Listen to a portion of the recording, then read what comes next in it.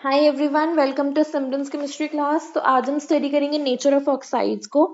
तो देखो, इसको स्टडी करने से पहले हमें पता होना चाहिए कि ऑक्साइड्स कितनी तरह के होते हैं। उसके बाद हम हर तरह के ऑक्साइड्स की नेचर को देखेंगे। तो ऑक्साइड्स हमारे पास तीन तरह के होते हैं। सबसे पहला आता है ऑक्साइड्स ऑफ मेटल्स, उसके बाद हमारे पास आते हैं oxides of non metals,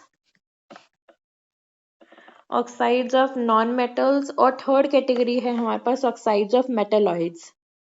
metalloids students हमारे पास वो सब्सटेंसेस होते हैं जिनकी प्रॉपर्टी मेटल्स और नॉन मेटल्स के बीच में लाई करती है। तो ये हमारे पास तीन कैटेगरीज हैं ऑक्साइड्स की। उसके बाद हमने हर एक कैटेगरी का नेचर डिसाइड करना है कि किस तरह के ऑक्साइड्स हैं। उससे पहले हमें पता होना चाहिए कुछ बातें। सबसे पहली बात कि जो नेचर है ऑक्साइड का, मींस नेचर ऑफ ऑक्साइड जो है वो डिपेंड करता है ऑक्सीडेशन स्टेट पर। जो ऑक्सीडेशन स्टेट है वो नेचर को डिसाइड करते हैं। मींस अगर ऑक्सीडेशन स्टेट ज्यादा है मींस उस ऑक्साइड में कोवलेंट करेक्टर ज्यादा है, और अगर कोवलेंट करेक्टर ज्यादा है दिस इंप्लाइज कि ऑक्साइड का एसिडिक करेक्टर ज्यादा होगा या एसिडिक नेचर जो होगा वो ज्यादा होगा। एसिडिक नेचर ज्यादा होने का मतलब है कि उसका बेसिक नेचर जो होगा वो कम होगा।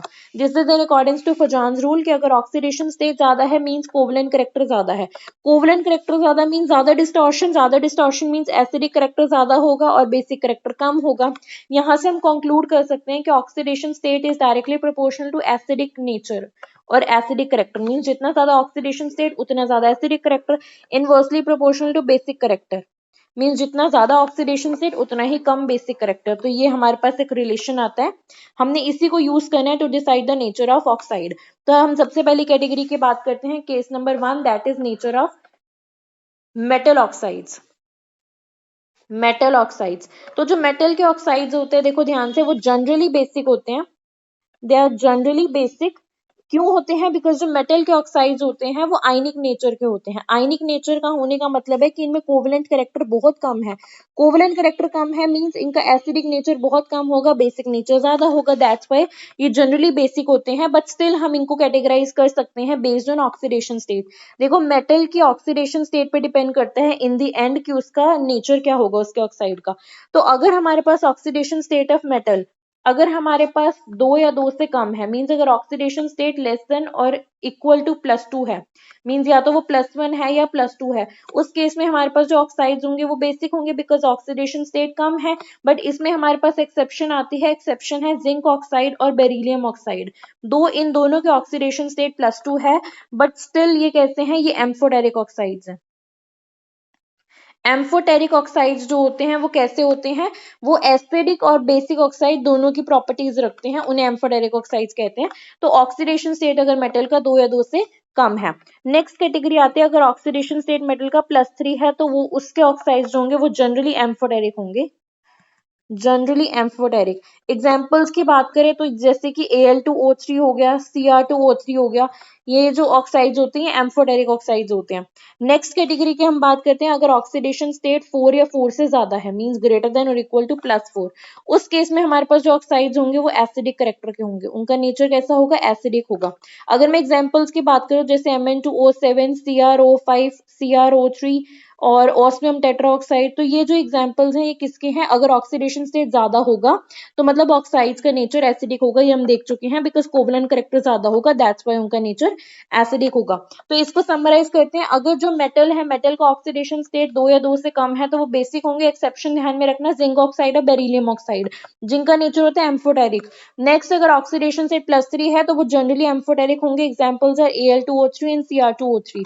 इन दोनों में मेटल्स के ऑक्सीडेशन स्टेट +3 है। अगर ऑक्सीडेशन स्टेट 4 या 4 से ज्यादा है, क्योंकि इतना ज्यादा ऑक्सीडेशन स्टेट मीन ज्यादा एसिडिक करेक्टर, तो वो एसिडिक नेचर के होंगे। एग्जांपल्स देख सकते हैं। तो इनका क्या मतलब है कि अगर हम इन ऑक्साइड्स को अगर हम वाटर में डालेंगे तो हमें एसिड मिल, सपोज बेसिक ऑक्साइड है, बेसिक ऑक्साइड मींस कि अगर किसी भी मेटल का ऑक्साइड बेसिक है मींस अगर हम उसे वाटर में डालेंगे तो हमें बेसिक सोल्यूशन मिलेगा, मींस एल्कलाइन सोल्यूशन मिलेगा, राइट। नेक्स्ट हम कैटेगरी की बात करते हैं, ऑक्साइड्स ऑफ नॉन मेटल्स। तो देखो, नॉन मेटल्स के ऑक्साइड्स बहुत इजी हैं, इनको हम 2 कैटेगरीज में डिवाइड कर सकते हैं, एसिडिक ऑक्साइड्स और न्यूट्रल ऑक्साइड्स। एसिडिक ऑक्साइड्स और न्यूट्रल ऑक्साइड्स, इसमें कुछ ध्यान रखने की बात नहीं है, सिर्फ न्यूट्रल ऑक्साइड्स के एग्जांपल्स ध्यान रखने हैं और उनको छोड़ के बाकी सारे ऑक्साइड्स एसिडिक ऑक्साइड्स हैं।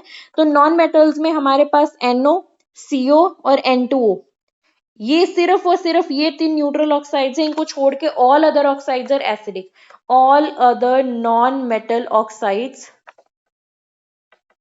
are acidic. All other means except these three oxides, all other are acidic in nature. इसका क्या मतलब है? अगर हम पहले एग्जाम्पल की बात करते हैं, एग्जाम्पल सपोज Cl2O7 हो गया, N2O5 हो गया, N2O3 हो गया, और P2O5 ले सकते हैं, SO3 ले सकते हैं, एक्सेट्रा.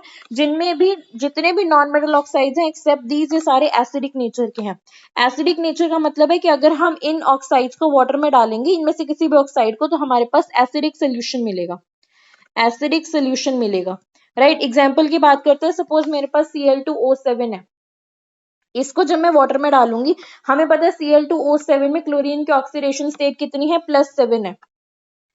+7 है. हम देख सकते हैं 2x - 14 is equals to 0, so x will be +7. और इसको जब मैं वाटर में डालूंगी तो हमें मिलेगा पर क्लोरिक एसिड. पर क्लोरिक एसिड में अगर हम क्लोरीन को देखेंगे, यहाँ पे भी इसके ऑक्सीडेशन स्टेट +7 है. मीन्स ये कैसा है? ये है पर क्लोरिक एसिड. तो अगर हम कभी भी किसी भी नॉन मेटल की किसी भी ऑक्साइड को वाटर में डालेंगे, तो हमारे पास ऑक्सीडेशन स्टेट सेम रहेगी. मींस वाटर क्या कर रहा है? वो वाटर सिर्फ उसके साथ जाके अटैक. अगर मैं इसको बैलेंस करूँ तो ये हमारे पास कंप्लीट रिएक्शन होगी. राइट. अगर मैं नेक्स्ट एग्जांपल की बात करूं, जैसे कि N2O5 को वाटर में डालेंगे तब कौन सा एसिड मिलेगा? एक हमारे पास N2O3 है, इसको वाटर में डालेंगे तब हमें कौन सा एसिड मिलेगा? तो देखो, एक यहाँ पे फर्स्ट रिएक्शन में हमें मिलेगा नाइट्रस ऑक्साइड, सेकंड रिएक्शन में हमें मिलेगा HNO2. This is nitric acid. First is nitric acid and second is nitrous acid. Nitrous acid. कैसे पता चला कि फर्स्ट रिएक्शन नाइट्रिक एसिड देगा? तो देखो, नाइट्रोजन के ऑक्सीडेशन स्टेट देखते हैं. 2x - 10 is equals to 0 means +5. और HNO3 में भी नाइट्रोजन के ऑक्सीडेशन स्टेट +5 है, निकाल के देख सकते हैं. N2O3 में नाइट्रोजन के ऑक्सीडेशन स्टेट +3 है, और HNO2 में भी नाइट्रोजन के ऑक्सीडेशन स्टेट +3 है. इस तरह से हम देख सकते हैं कि कौन सा नॉन मेटल का ऑक्साइड हमें कौन सा एसिड दे रहा है. तो इस तरह से हम चेक कर सकते हैं. और ये सारी रिएक्शंस बहुत ज्यादा इंपॉर्टेंट है एग्जाम पॉइंट ऑफ व्यू से. तो ये हमारे पास है ऑक्साइड्स ऑफ नॉन मेटल्स. इसको समराइज करते हैं ऑक्साइड्स ऑफ नॉन मेटल्स को. तो इसको हम दो ही कैटेगरीज में डिवाइड कर सकते हैं. या तो जो ऑक्साइड्स होंगे वो एसिडिक ऑक्साइड्स होंगे, या फिर जो ऑक्साइड्स होंगे वो हमारे पास होंगे न्यूट्रल ऑक्साइड्स. न्यूट्रल ऑक्साइड्स के एग्जांपल्स हमारे पास है, जैसे कि NO हो गया, CO हो गया, N2O हो गया. एसिडिक ऑक्साइड्स में बाकी सारे ऑक्साइड्स आएंगे अदर देन दीज थ्री. सारे नॉन मेटल्स के ऑक्साइड्स हमारे पास एसिडिक होते हैं. राइट. नेक्स्ट हम बात करते हैं ऑक्साइड्स ऑफ मेटलॉइड्स. तो देखो, मेटलॉइड्स क्या होते हैं? In between metals and non metals की प्रॉपर्टीज रखते हैं. तो इनके जो ऑक्साइड्स होंगे वो भी एसिडिक और बेसिक दोनों ऑक्साइड्स की प्रॉपर्टीज रखेंगे. तो ये ऑक्साइड्स होते हैं हमारे पास एम्फोटेरिक. तो मेटेलॉइड्स की जो ऑक्साइड्स होते हैं वो एम्फोटेरिक होते हैं. एग्जांपल की बात करूं तो आर्सेनिक एक मेटेलॉइड है, और आर्सेनिक ऑक्साइड जो है हमारे पास एम्फोटेरिक ऑक्साइड है. तो ये तो हमारे पास होगी सारी तीनों कैटेगरीज. मेटल्स के ऑक्साइड्स हमने देख लिए जो कि ऑक्सीडेशन स्टेट पे डिपेंड करते थे. नॉन मेटल्स के ऑक्साइड्स देख लिए जो दो तरीके के थे, न्यूट्रल और एसिडिक. नेक्स्ट हमने मेटेलॉइड्स के देख लिए जो कि हमारे पास है एम्फोटेरिक. अब हमारे पास एम्फोटेरिक ऑक्साइड्स के कुछ और भी एग्जाम्पल्स हैं जो एग्जाम पॉइंट ऑफ व्यू से बहुत इंपॉर्टेंट है. सो examples of amphoteric oxides. Examples of amphoteric oxides. तो इसका एग्जाम्पल ध्यान रखना है. कुछ एग्जाम्पल्स हम देख चुके हैं, जैसे जिंक ऑक्साइड, बेरिलियम ऑक्साइड, और हम देख चुके हैं Al2O3 देख चुके हैं, हम Cr2O3 देख चुके हैं, और हम As2O3 देख चुके हैं. इसी तरह से और एग्जाम्पल्स हैं gallium Ga2O3, gallium oxide, SNO, PbO. ये सारे एग्जाम्पल्स हमारे पास एम्फोटेरिक ऑक्साइड्स के हैं जिसे हमें ध्यान रखना है. बिकॉज डायरेक्ट एग्जामिनर पूछ सकता है कि इन ऑप्शंस में से कौन सा ऑक्साइड एम्फोटेरिक ऑक्साइड है. तो यहाँ हमें पता होना चाहिए. So this completes our today's video. I hope कि आज की वीडियो क्लियर होगी. If you guys like our video then please subscribe to our channel. Thank you so much.